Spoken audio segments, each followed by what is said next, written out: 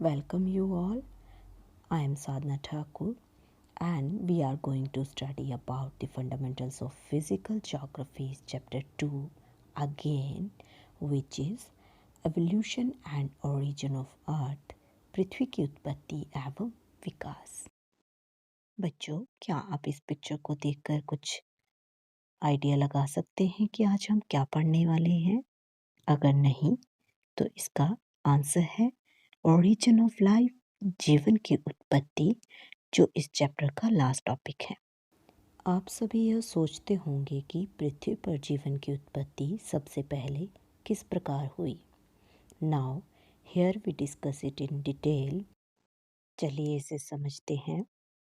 पृथ्वी पर जीवन सबसे पहले जल में उत्पन्न हुआ और समय के अनुसार धीरे धीरे पेड़ पौधे, जीव जंतु और मनुष्य का पृथ्वी पर जन्म हुआ।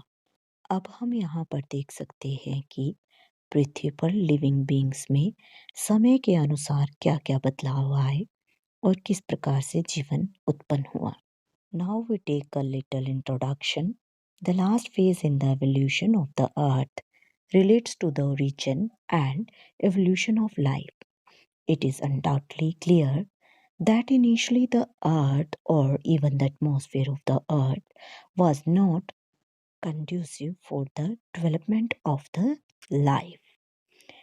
यहाँ पर हम देखते हैं कि पृथ्वी की उत्पत्ति का अंतिम चरण, जो कि जीवन की उत्पत्ति और विकास से संबंधित है, निसंदेह यह स्पष्ट है कि प्रारंभ में पृथ्वी का वातावरण जीवन की उत्पत्ति और विकास के लिए अनुकूल नहीं था।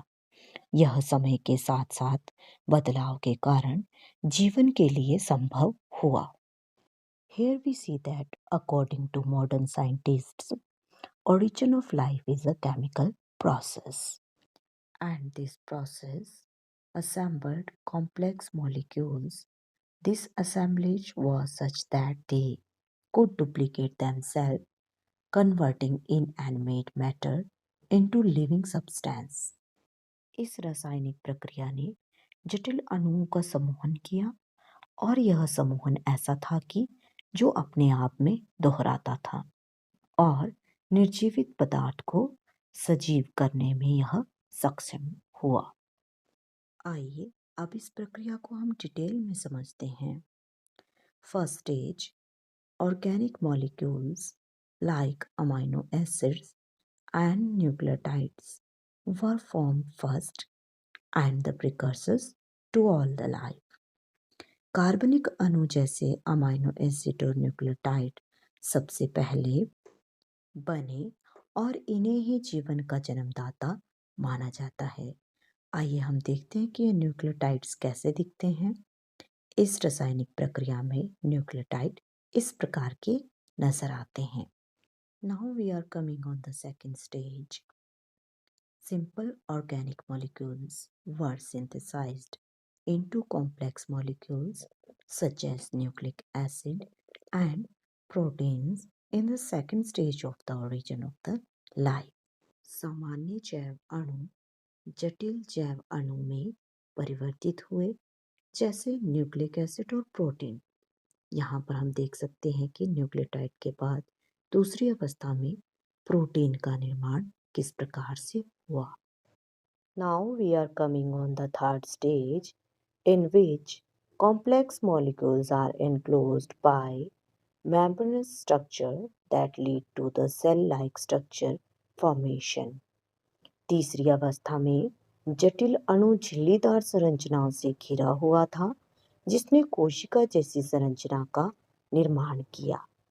आइए अब हम सेल, कोशिका को देखते हैं कि वह किस प्रकार बना और किस तरह का वह दिखाई देता है।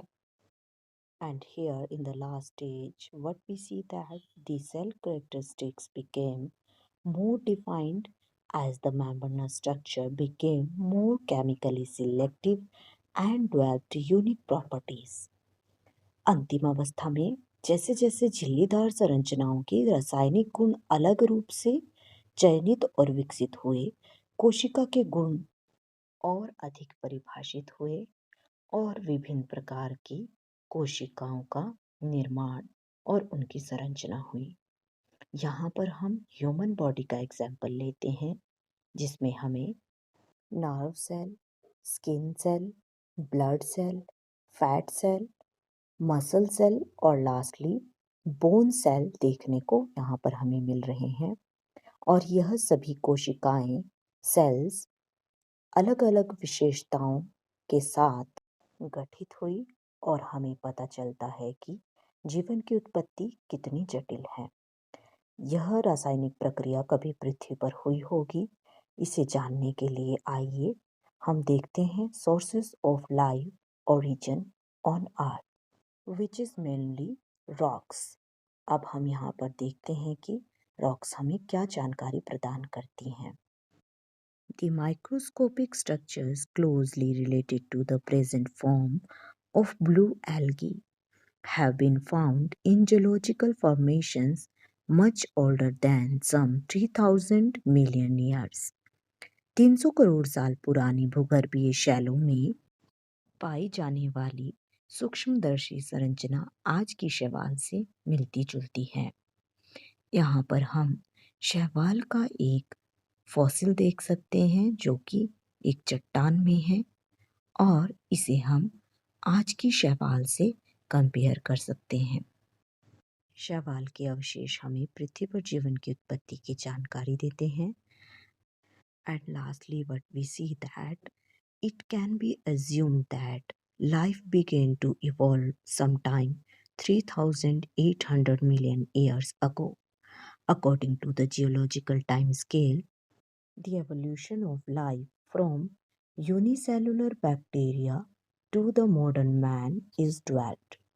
यह माना जाता है कि जीवन का विकास 380 करोड़ वर्ष पूर्व हुआ।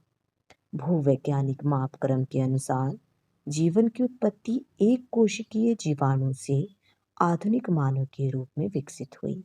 अब हम यहाँ पर देख सकते हैं कि किस प्रकार एक कोशिकीय जीवाणु से अन्य जीव जंतु और धीरे धीरे समय अनुसार सबसे अंत में पृथ्वी पर मानव जीवन की उत्पत्ति किस प्रकार हुई। इसी के साथ हमारा टॉपिक यहीं पर समाप्त होता है। Thank you and wish you all the best.